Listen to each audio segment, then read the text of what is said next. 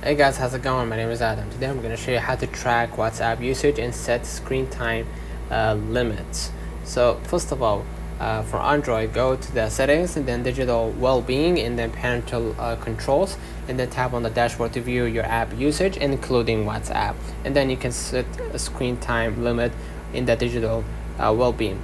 For iPhone, just go ahead to the settings, right, and then go ahead to the screen time, and then you're gonna be able to tap on see all activity, right? You're gonna see the activities that you took at or consumed when usage, and then basically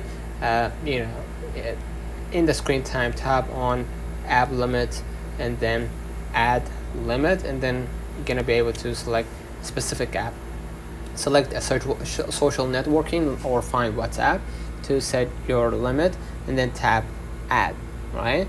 So if it was social, just go ahead right here and click social, and then click next, and then follow the ongoing prompts, and then make sure that you enable the screen time iOS or digital well-being for Android features if they aren't activated. So let me know in the comments if this video helped you. Don't forget to like and subscribe, turn on the notification bell to receive every video we upload.